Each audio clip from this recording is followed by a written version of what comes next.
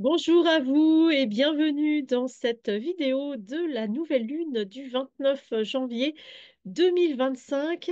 Je suis Marilyn Durand et donc mon interprétation, c'est une interprétation avec une vision sur l'éternité. Et je vous parle tout de suite de cette nouvelle lune qui est vraiment magnifique, puisque, comme vous pouvez le voir sur cette carte, eh bien, vous voyez Vénus qui se trouve à 25 degrés du Poisson, tandis que Neptune se trouve à 27 degrés du Poisson.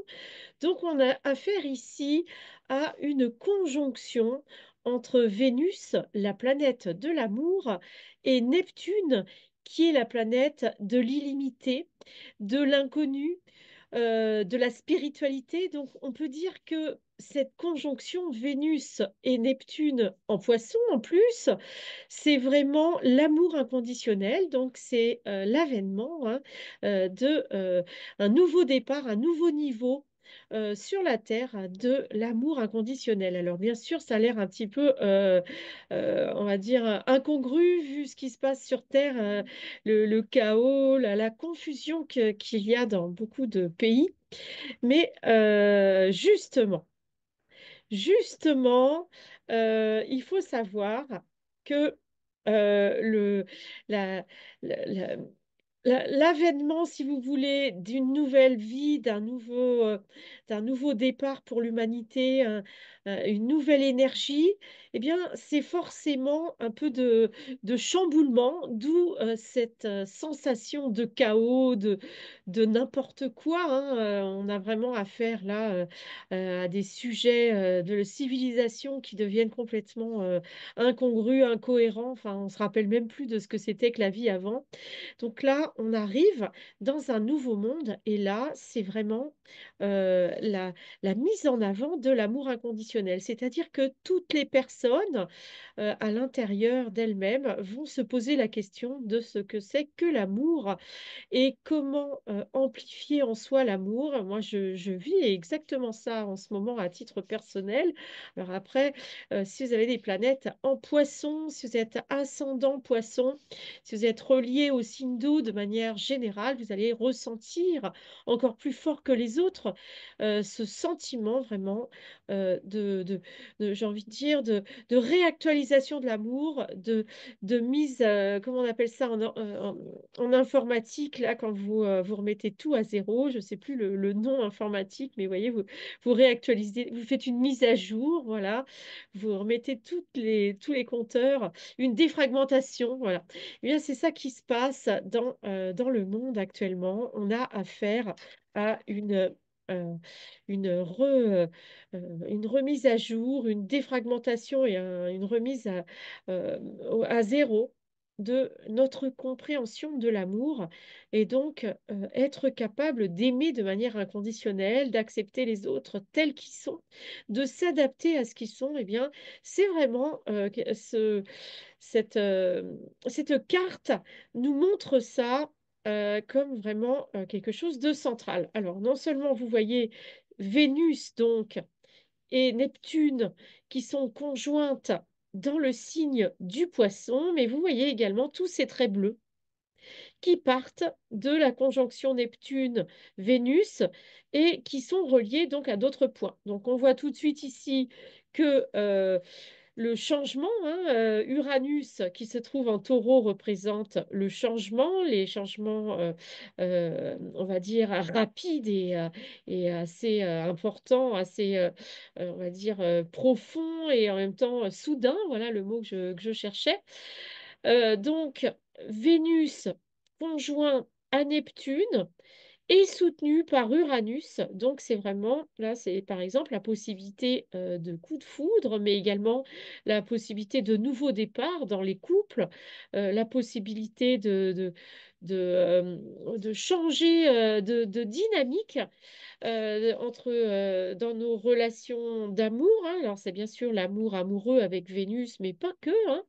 Ça peut être également, je vous rappelle que Vénus, c'est pas seulement l'amour amoureux, mais c'est également tout le climat affectif, c'est également les relations avec les autres. Donc c'est vraiment une occasion de revoir autrement nos relations avec tous les autres avec qui nous sommes en relation, que ce soit bien sûr en priorité les gens que nous aimons, mais également les autres personnes, parce que l'amour inconditionnel peut nous permettre, si vous voulez, d'éprouver finalement une certaine forme d'amour, même si on peut rester à distance, mais avec les personnes pour qui on n'aurait pas forcément d'attirance au départ.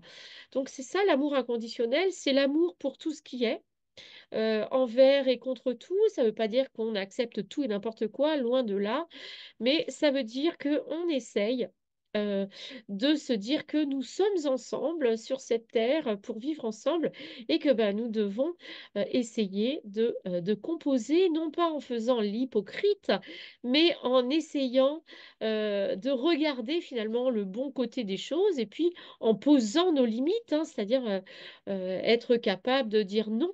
Hein, dans l'amour, ça c'est quelque chose de très important. Alors donc, Vénus, Neptune, qui se trouvent en Poisson, sont bien aspectés avec ce sextile à Uranus en Taureau. On voit également, là c'est vraiment très important, ce trigone avec Mars qui se trouve en Cancer.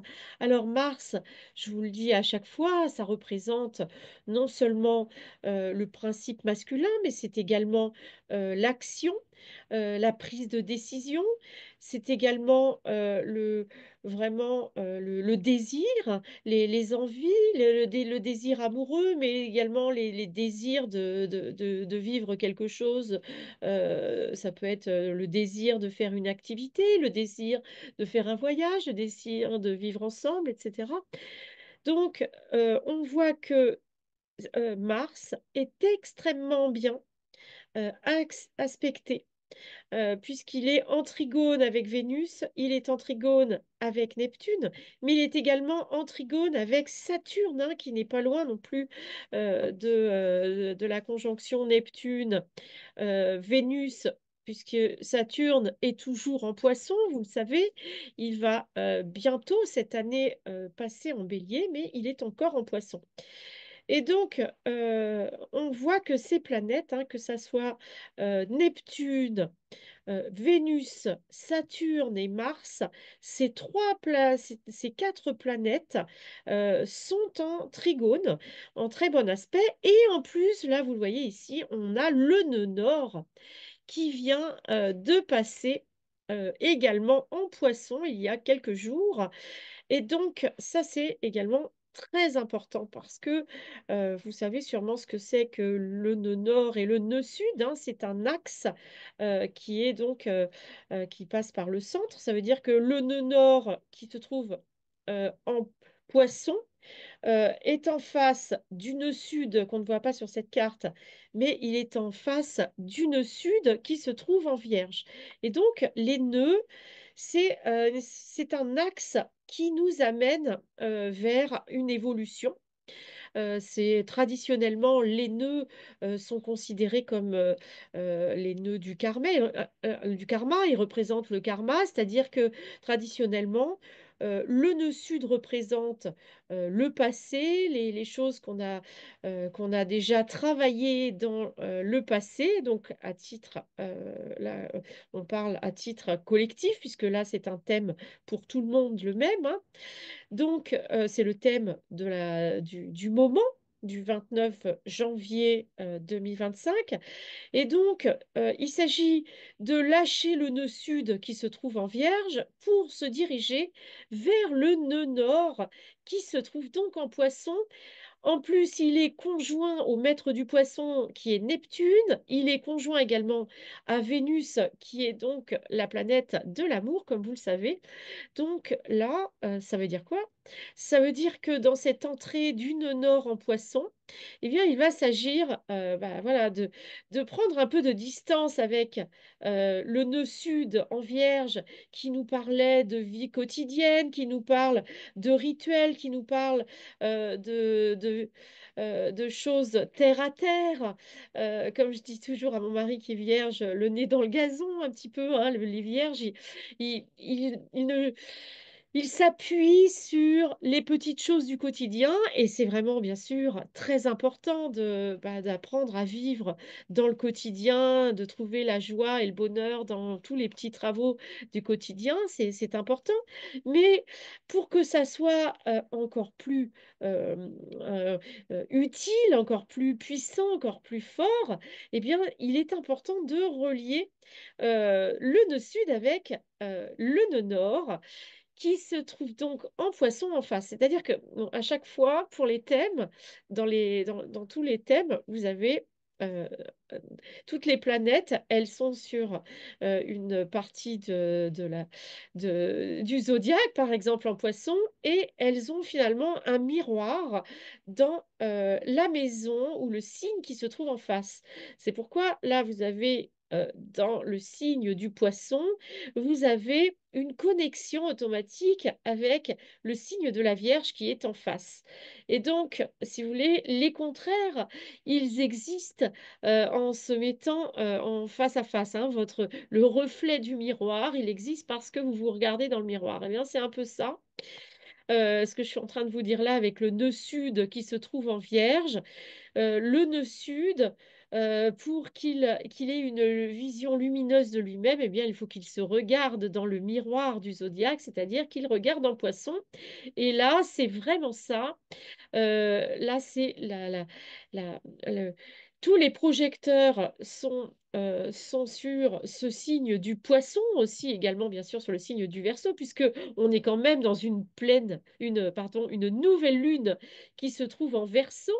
Bien sûr, je vais y venir, mais si vous voulez, on a beau être dans une nouvelle lune en Verseau, on a quand même ici un amas d'activités de planètes et donc le nœud nord en poisson qui fait que le signe du poisson ici est quand même déjà extrêmement fort, non seulement parce qu'il y a beaucoup de planètes en poisson, mais également parce que le maître des poissons est lui-même en poisson.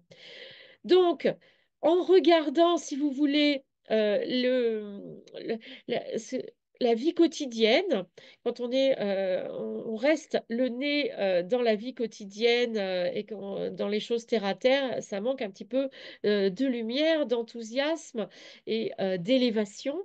Et donc là, en regardant le signe en face, donc le nœud nord qui est le reflet du nœud sud, eh bien, on regarde l'avenir. Ça veut dire quoi? Ça veut dire que l'avenir, c'est un avenir où le, le spirituel, l'amour inconditionnel va s'installer dans nos relations, hein. Vous savez qu'avant, quand vous étiez, moi, vu l'âge que j'ai, quand j'étais toute jeune, eh bien, l'amour, c'était un petit peu regardé de haut, hein. Les gens avaient un certain mépris pour tout ce qui concerne l'amour. La politique était quelque chose de beaucoup plus important, le travail aussi, mais les relations affectives, c'était finalement quelque chose d'accessoire dont on parlait pas beaucoup parce que ça se faisait pas, à part quand on était des jeunes filles adolescentes. Or là, c'est pas du tout de ça qu'il s'agit. Il s'agit de mettre l'amour inconditionnel entre tous les êtres au centre de la civilisation. C'est de ça que ça parle. Donc le monde est franchement là en train de changer.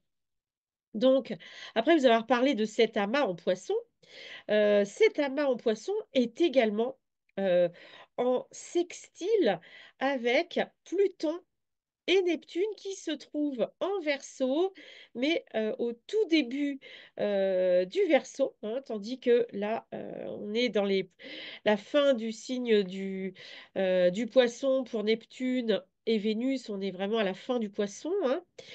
Donc, les planètes en Poisson sont en très bon aspect avec Vénus, pas Vénus, Pluton et Mercure qui se trouvent en Verseau.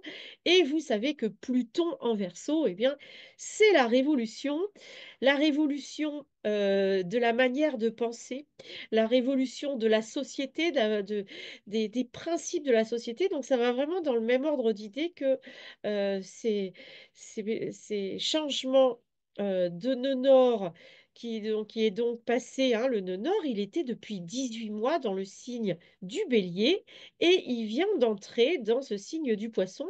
Et donc, il est au sextile de Pluton qui est en train de révolutionner la pensée puisqu'il est en pleine conjonction exacte, hein, quasiment, hein, entre 1,58 degré et 2,17 degrés. Pluton et Mercure vont ensemble. Ça veut dire quoi? Ça veut dire que euh, Mercure, qui représente la pensée, qui représente la communication, qui représente les mots, les paroles, etc., elles sont en pleine régénération, en pleine destruction et régénération avec Pluton qui se trouve donc en Verseau également.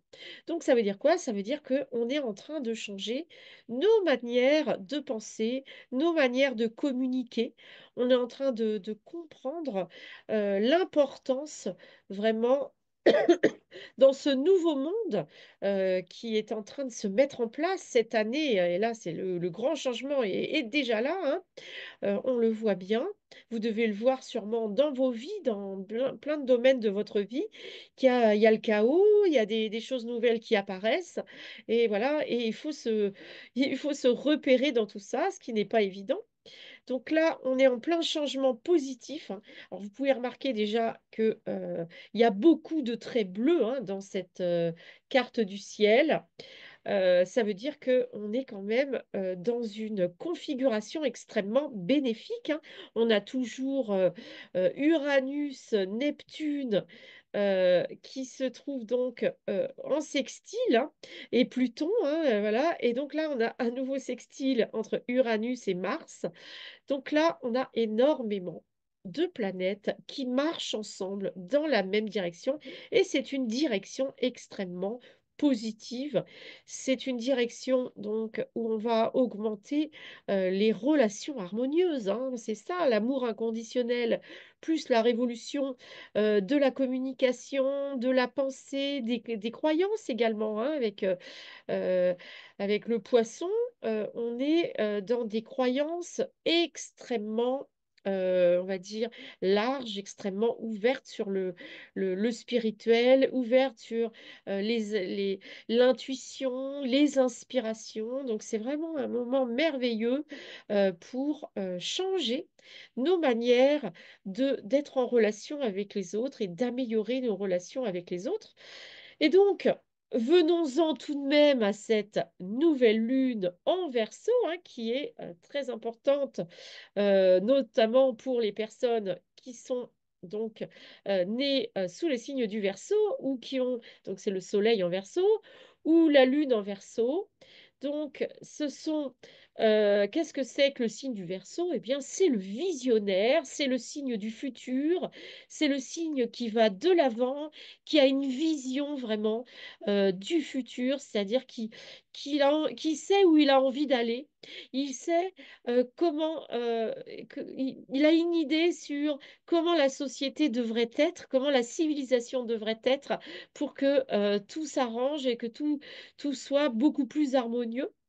Je vous rappelle que le signe du Verseau, qui est donc à l'opposé du signe du Lion, c'est un signe qui met en avant les relations aux autres au niveau social. Il met en avant la solidarité, il met en avant la fraternité, il met en avant l'altruisme. C'est des valeurs extrêmement fondées sur l'égalité, sur la mise en communauté de nos capacités. Donc, c'est vraiment un signe social. Le Verseau est un signe social. Donc là, on a le Soleil et la Lune qui sont dans ce signe social, hein, ce signe qui représente toute la civilisation. Donc, qu'est-ce que ça veut dire? Eh bien, ça veut dire, en plus, vous voyez qu'il est relié avec pas mal de choses là. Alors, on a un trigone avec Jupiter. Voilà, c'est ça, on a un trigone avec Jupiter. Je vérifie quand même si c'est bien ça. Oui, il y a un trigone avec Jupiter. Donc, on a parlé la dernière fois de Jupiter qui représente l'autorité, qui représente les institutions, qui représente les grandes croyances, les religions, mais également le pouvoir. Eh bien là, on a vraiment un trigone qui amène Jupiter. En plus, Jupiter se trouve en Gémeaux, hein, donc qui est un signe d'air, c'est donc un signe d'échange, un signe de, de discussion, d'échanges verbaux, de négociation, de compromis, hein, tout ça. Donc, Jupiter ici est invité par le Soleil et la Lune à avoir des processus, des comportements, des attitudes altruistes, solidaires, fraternelles, sociales. Donc on est vraiment dans même Jupiter qui a pourtant quelques aspects encore un peu difficiles hein, de carré avec Vénus. Est-il en carré avec Vénus? Oui, il est en carré avec Saturne, mais il n'est pas vraiment en carré avec Saturne, avec Vénus. Donc, on est toujours dans ce carré Jupiter-Saturne qui nous empêche un petit peu d'aller franchement de l'avant, hein. Ça va se passer au printemps, au mois d'avril, où les choses vont se libérer davantage. Là, on en est encore, si vous voulez, à une préparation mentale, une préparation affective, une préparation relationnelle, c'est-à-dire qu'on est en train de polir finalement les outils du travail que nous allons pouvoir effectuer tous ensemble au niveau de la civilisation. Alors, bien sûr, tout ne va pas se régler en quelques mois, bien sûr, sur la Terre, mais si vous voulez, on peut percevoir ici, dans ce thème, une marche en direction de l'unité. C'est-à-dire qu'il va y avoir sur cette terre, et dans la plupart des pays, progressivement, chacun à sa manière, des volontés d'unité, d'unification, c'est-à-dire des volontés de régler tous ces différends, parce que forcément, comme on a tous des façons de réagir différentes, on est fait tous avec des caractères différents, des manières de faire, des cultures différentes sur la Terre. Donc là, il s'agit d'apprendre à vivre avec nos différences dans l'harmonie. Donc forcément, c'est pas évident. Donc avant, quand il y avait des problèmes, les gens se battaient, les gens étaient violents. On voit encore beaucoup de violences, évidemment, en ce moment sur Terre. Mais si vous voulez, toutes ces violences, elles amènent finalement des prises de conscience aux personnes autour qui regardent, hein. Je veux dire, quand on regarde ce qui se passe quand il y a quelqu'un qui tue des enfants, là, en Allemagne, par exemple, ou, quand il y a des gens comme ça qui pètent un câble et qui font des choses horribles, on voit que l'opinion publique se scandalise et l'opinion publique se dit plus jamais ça. Et donc, on en est là, c'est-à-dire que, il y a encore beaucoup de problèmes sur la Terre, c'est vrai, mais quand on voit des, des, des, des ciels comme ça, et c'est pas le premier ciel dont je vous parle, où il y a énormément de soutien, de traits bleus, de sextiles et de trigones, pour nous soutenir en direction donc de l'amour inconditionnel, pour nous soutenir en direction de la fraternité, de l'altruisme, d'une vision juste et égalitaire du monde et de la civilisation, eh bien, on voit bien qu'il y a de plus en plus de gens qui prennent conscience que d'avoir des relations pleines d'amour, de compassion, de respect, c'est important. Avant, c'était pas quelque chose d'important. On peut regarder encore, quand on regarde les films des années 70 et 80, on regarde les informations, les sujets dont ils parlaient dans les médias à cette époque-là, c'est pas pareil qu'aujourd'hui. Aujourd'hui, il y a eu déjà des vagues d'éveil et ça continue. Et donc là, on a affaire, ce 29 janvier, à un moment d'éveil, d'éveil à l'amour inconditionnel, un moment où les visions du futur harmonieux, les visions d'une civilisation plus juste, plus respectueuse, plus aimante, avec moins de pouvoir de certains individus sur les autres, hein, c'est-à-dire plus de liberté, plus d'abondance pour tous, eh bien, on voit cette civilisation qui commence à être rêvée par de plus en plus de gens. Aujourd'hui, on n'est pas stigmatisé quand on est communiste. On voit au-delà de ce que ça veut dire d'être communiste, socialiste et tout ça. Tout ça, c'est des mots. Il y a eu dans les 2 siècles précédents plein de balbutiements à la recherche d'une société plus juste, plus égalitaire. Il y a eu plein de gens qui ont compris qu'il fallait arrêter de faire du mal aux autres, hein. Ça fait quand même plusieurs milliers d'années que les gens, il y a des gens qui se permettent eh bien, d'agresser les autres, de tuer d'autres personnes, de faire la guerre. Aujourd'hui, la guerre devient quelque chose qui n'est plus à la mode. La guerre devient quelque chose pas honteux, mais quelque chose représente l'échec. Il n'y a pas si longtemps, n'oubliez pas qu'il y a encore 100 ans, il fallait être fier d'envoyer ses enfants à la guerre, quoi. C'était ça la société, la civilisation. Aujourd'hui, qui a envie de laisser ses enfants partir à la guerre? C'est fini ce temps-là. Aujourd'hui, on a conscience que chaque être humain est précieux. Chaque être humain a quelque chose à donner aux autres, quelque chose à offrir dans sa façon d'être, dans sa façon de penser, dans sa façon de vivre. Et donc, nous devons respecter ça. L'abondance pour tous, elle a commencé à arriver. On oublie que même en Europe, on voit à Mayotte les bidonvilles, mais il n'y a pas si longtemps, dans les années 60, autour de Paris, il y avait des bidonvilles partout.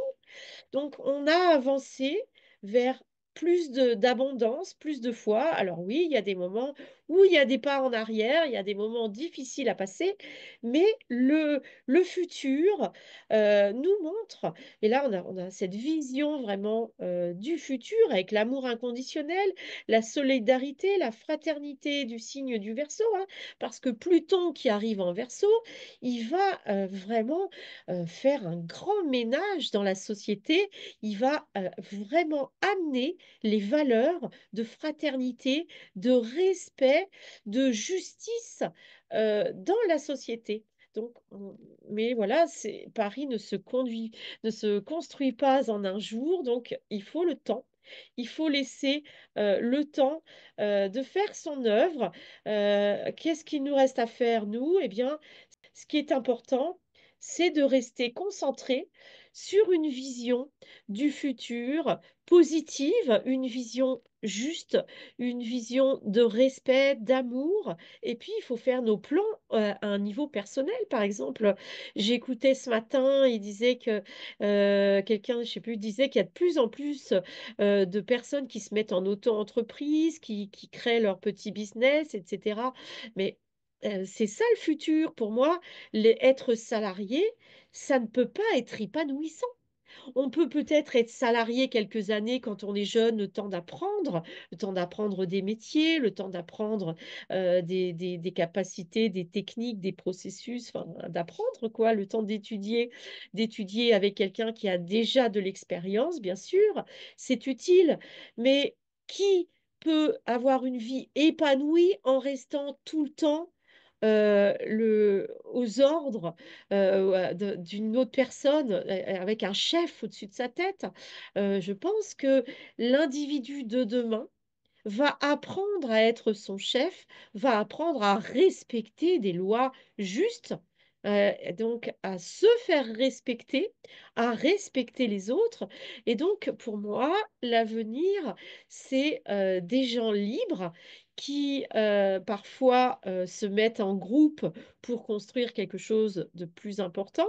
Mais vous voyez, l'idée, c'est que d'être salarié mal payé, c'est à mon avis quelque chose qui ne va pas durer dans le temps parce que l'être humain est né pour être libre. L'être humain est né pour expérimenter ce qu'il a envie d'expérimenter. L'être humain est né pour aimer, aimer les autres, aimer les animaux, aimer la terre, aimer les arbres, aimer la vie, tout simplement.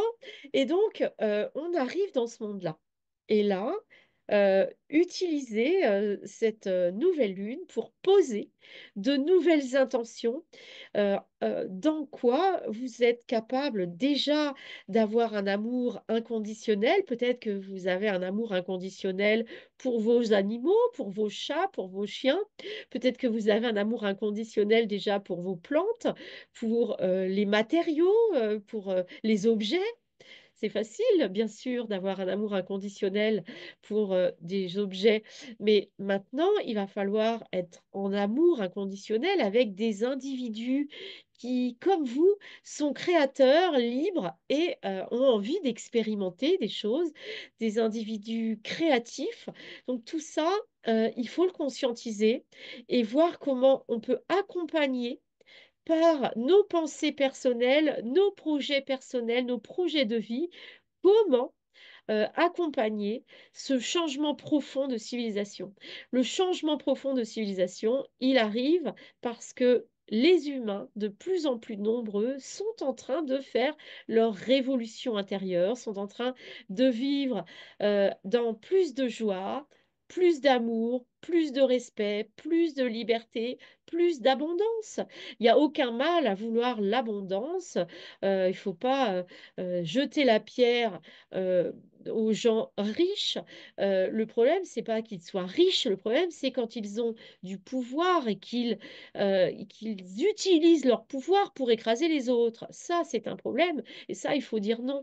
Mais d'être dans l'abondance et d'être capable d'utiliser son abondance eh bien, pour faire plaisir à ceux qu'on aime, pour soutenir des projets de personnes plus jeunes qui ont besoin d'aide parce qu'il y a des choses qu'elles ne savent pas ou voilà, donc c'est ça le futur. Et moi, en tout cas, c'est la vision que j'ai envie de partager avec vous.